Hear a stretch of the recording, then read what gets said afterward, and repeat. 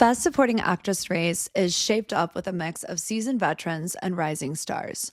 So the two frontrunners have emerged after the precursor awards, and that's Tiana Taylor for One Battle After Another and Amy Madigan for Weapons. Taylor just clinched the Golden Globe in this category, while Madigan scooped in at the Critics' Choice Award, and honors that often foreshadow Oscar glory. So, in fact, most Critics' Choice Best Supporting Actress winners of the past decade have gone on to win the Oscar, with a few notable exceptions. For example, Angela Bassett won the 2023 Critics' Choice for Black Panther: Wakanda Forever, but lost the Oscar to Jamie Lee Curtis for Everything Everywhere All at Once.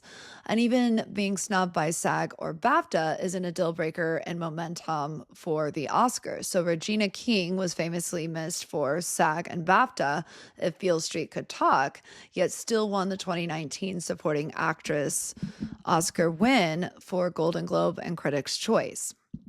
So with that in mind, here are the 5 women that I expect to see on Oscar nomination morning for Supporting Actress, plus some close alternates. Tiana Taylor, One Battle After Another.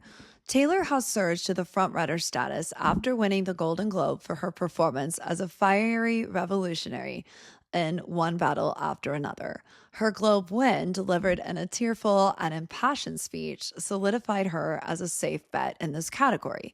Her film is the awards season juggernaut of the year. Paul Thomas Anderson's counterculture epic dominated in the Globes and led the SAG nominations count as well, or the Actor Awards.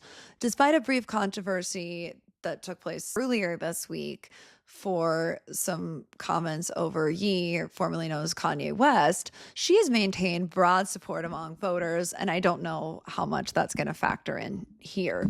It's not much of a scandal.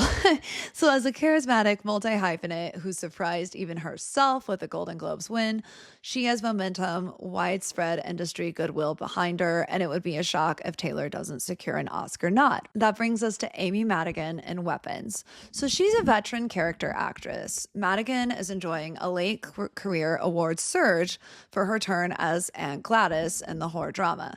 She's already won the Critics' Choice Award and the New York Film Critics Circle Award for Best Supporting Actress, and she's been nominated at every major stop so far: Golden Globe, SAG, and the BAFTA long list. Historically, the Critics' Choice victor in this category often goes on to win the Oscar, and Madigan's campaign has that it's her time narrative working in her favor, much like we saw with Curtis. So at 75, she's a respected Hollywood journeyman, the kind of performer the Academy loves to honor in supporting categories, and reviewers have praised how Madigan's nuanced performance brings heart to Weapons. I wouldn't really call it nuance, but that's what they're saying. I would say that it's very much out there, with The Hollywood Reporter naming it one of the year's best. Barring an upset, Madigan seems very likely to land her first Oscar win decades after her 1985 nomination. But first, the nomination itself must be assured. Inga Lilias, Sentimental Value. Lilias delivers one of the year's most effective performances in Sentimental Value. So it's a Norwegian family drama that has been a critic's darling and one of my favorite films of the year. She's something of a dark horse because Sentimental Value, like many international films, was completely shut out by the SAG Awards.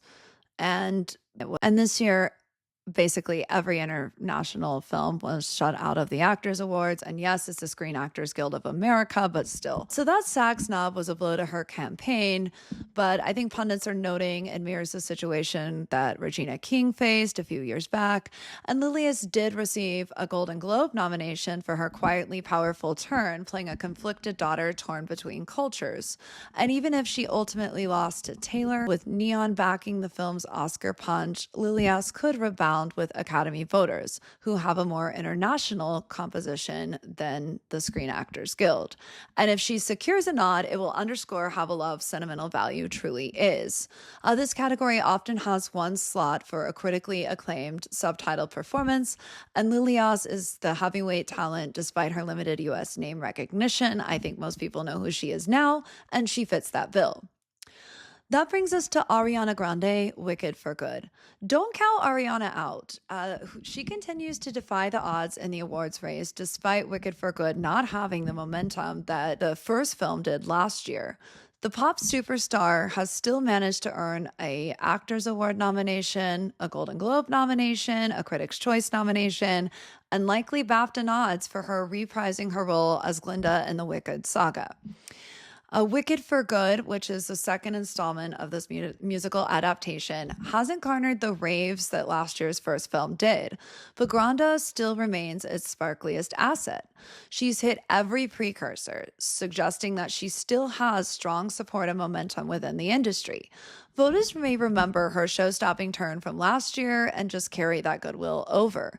In Oscar history, it's exceedingly rare for actors to be nominated for playing the same character twice. Only 6 performances have ever done that. So we have Cate Blanchett, I believe, is the sole actress to having done so for Queen Elizabeth I in 2 films. If Grande manages another nomination as Glinda, she joined that exclusive club, which is no small feat. I don't think she's taking the win here, but the nomination itself is quite a bit of history to overcome. Beyond the trivia, her presence here would indicate the Academy isn't immune to Wicked's popular appeal. Given her consistent show this season, an Oscar nod for Grande still looks likely, and she has proven that last year's breakthrough was no fluke. Odessa Azion is my 5th place spot for Marty Supreme. Perhaps the most exciting new name in the mix is Azion, who has stormed into contention thanks to a late season burst of buzz.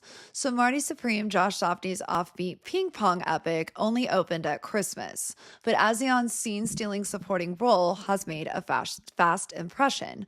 She scored a surprise SAG nomination, which was a much-deserved nod that instantly elevated her Oscar chances. In the film, Azion walks a tightrope as a complex, morally ambiguous character who's equal parts funny and tragic, and it's the kind of attention-grabbing breakout that the supporting category often awards.